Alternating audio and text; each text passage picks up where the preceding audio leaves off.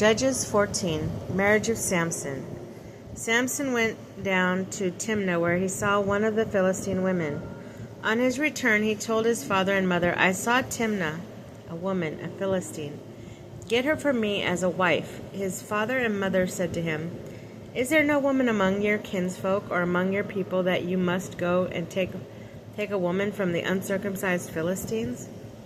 But Samson answered his father, "Get her for me, for she is the one I want." Now father and mother did not know that this had been brought by the Lord, who was seeking an opportunity against the Philistines, for at that time they ruled over Israel. So Samson went down to Timnah with his father and mother. When he turned aside the vineyard of Timnah, a young lion came roaring out towards him. But the Spirit of the Lord rushed upon Samson and tore the lion apart barehanded, as one tears a young goat without telling his father or mother what he had done. He went down and spoke to the woman. He liked her.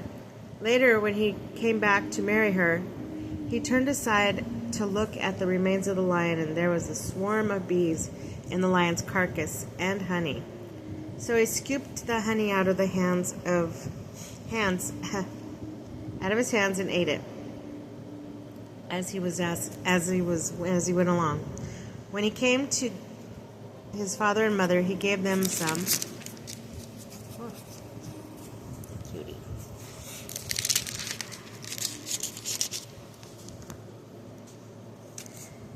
to eat, but did not tell them about that he had scooped the honey from a lion's carcass. His father also went down to the woman, and Samson gave a feast there, since it's customary for the young men to do this. Out of their fear of him, they brought 30 men to be his companions. Samson said to them, "Let me propose a riddle for you.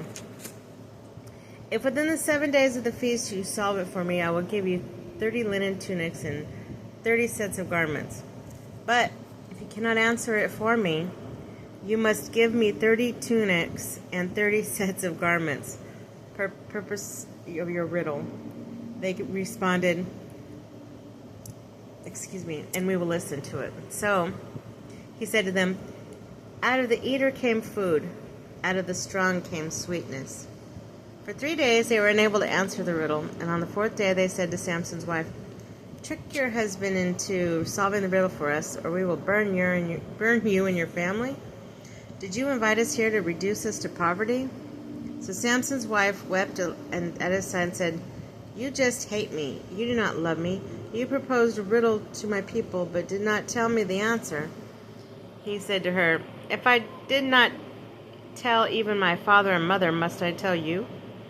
But she wept beside him during the 7 days of the feast, and on the 7th day he told her the answer, because she pressed him and explained the riddle to her people.